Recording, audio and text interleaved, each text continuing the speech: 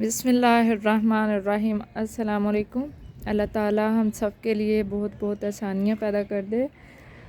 तो जी पिछली वीडियो जो है उसमें मैंने दिखाया है कि किस तरह से बारिश हुई है और इतने ओले पड़े हैं कि सारे हमारे पौधे जो हैं वो ख़राब हो गए हैं। मोस्टली जो हैं वो ख़राब हुए हैं और यकीनन खेतों में जो फसलें लगी हुई हैं, सब्ज़ियां हैं, उन पे भी बहुत बुरा असर हुआ होगा इस चीज़ का।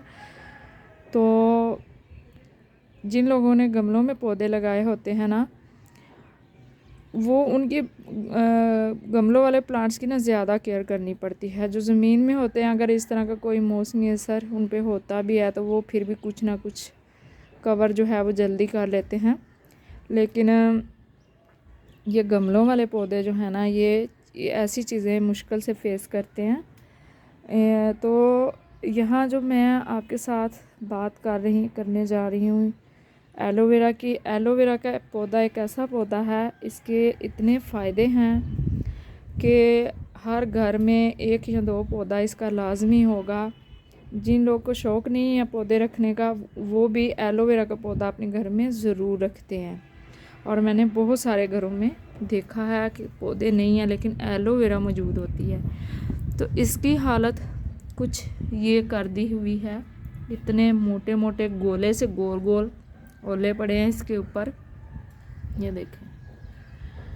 तो अब थोड़ा बहुत हो तो जैसे ये देखें, इस तरह के स्पॉट बन जाते हैं इसके ऊपर, निशान।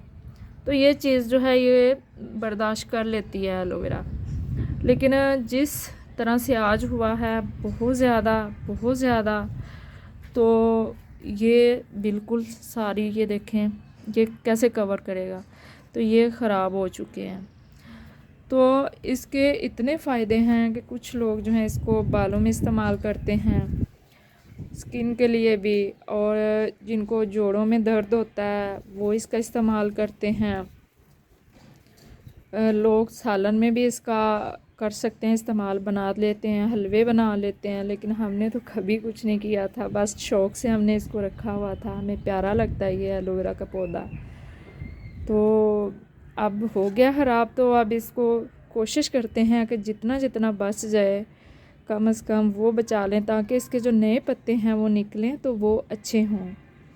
और इतना मौका नहीं मिला कि हम उठा के तो इनको कहीं आगे पीछे कर लें, और ना ही इतनी हिम्मत हो रही थी।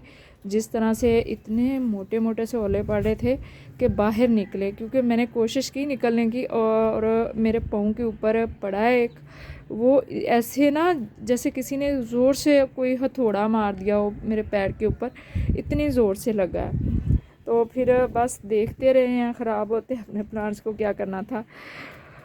तो खैर अब इसको अभी मुझे समझ नहीं आ रही कि मैं इसका क्या करूँगी। तो सबसे पहले तो मैं इसको कट करती हूँ, इसको जितना बच जाए वो भी गनीमत है, आप क्या कर सकते हैं। तो उसके बाद जो है वो देखते हैं कि इसका क्या करना है। मैं इसका जेल निकाल के तो फ्रीज़ कर लूँगी। मैंने बहुत सारी वीडियोस देखी हैं, लेकिन मुझे कोई भी ना ऐसी एक भी वीडियो जो है वो मुझे नहीं मिल रही यूट्यूब पे कि जिसमें किसी ने बताया हो सही से कि इसको कैसे आप इसका जेल जो है वो सेव कर सकते हैं। इस्तेमाल बहुत हैं इसके, लेकिन इसका जेल निकाल के इसको सेव करने का तरीका कोई भी मुझे इतना अच्छा नहीं मिला। तो इसलिए फ़िलहाल तो मैं इसको निकालूंगी, इसका जेल निकालूंगी और फ्रीज़ करूंगी, और जो बाकी का इसका सारा पार्ट है उसको मैं कंपोस्ट में डाल दूंगी। तो मैं इसको कट करती हूँ और फिर देखती हूँ कि पीछे हमारी एलोवेरा कितनी बची है और कैसी बची है। तो जी इसको कट करने के बाद कुछ ये देखें, जो सिर्फ इसके ऊपर वो कहते हैं ना ज़रब लगी है, चोट लगी है, वो पत्ते जिनका जेल बाहर नहीं आ रहा था उनको मैंने छोड़ दिया है। और बाकी सारे जो बिल्कुल ख़राब हो चुके थे, चटनी सी बन गई थी, ये कुछ मैंने उतार दिए हैं। और माशाल्लाह से हमारी एलोवेरा इतनी हेल्थी थी, इतना जेल था कि अभी ये पौधे जो थे ये एक साल के नहीं हुए थे, ये हमारे प्लांट जो थे, लेकिन अल्हम्दुलिल्लाह बहुत हेल्थी थे, बहुत अच्छे थे। तो जेल भी बहुत ज़्यादा था इनमें। ये देखें, यहाँ मैंने काट के रखा है इसको, और मुझे नहीं समझ आ रही कि इसका मैं क्या करूँगी। तो अगर आप लोगों में से किसी को पता हो कि इसको सेव कैसे करना है, इसके जेल को, जेल तो मैं निकाल दूँगी, इसको थोड़ा सा साफ़ करूँगी टिश्यू के साथ या किसी साफ़ कपड़े के साथ। इसको मैं वॉश नहीं करूँगी, वॉश तो ये ऑलरेडी हो चुका है, तो बारिश के पानी से ही। तो फिर इसके स्लाइसेस भी कैसे करने हैं। इसकी तो ऊपर वाली स्किन जो है ना पत्ते की, ये देखें, वही फट गई हुई है। तो वैसे तो मोस्टली करते हैं कि ये कांटों वाला जो पार्ट होता है ना, इसको रिमूव करते हैं और यहाँ से बारीक सा कट लगाते हैं, और ये एक पत्ता जो है उसको रिमूव करते हैं ऊपर से, इसकी एक परत को, और दरमियान से इसका जेल जो है वो निकाल लेते हैं। तो अभी मैं इसको भी निकाल दी हूँ, थोड़ा बहुत जो हो जाएगा, लेकिन इसका इस्तेमाल जो है अच्छे वाला, या इसको सेव कैसे करना है, तो किसी को अगर पता है तो प्लीज़ मुझे कमेंट बॉक्स में बता दीजिएगा। तो बहुत दुख हुआ है मुझे, मैंने बहुत मेहनत से ये पफ्स निकाल के बड़े वाली एलोवेरा के, तो ये पौधे जो हैं मैंने बड़े किए थे, लेकिन खैर ये नेचर है, इसके आगे हमारा बस नहीं है, हम कुछ नहीं कर सकते हैं, बेबस हैं।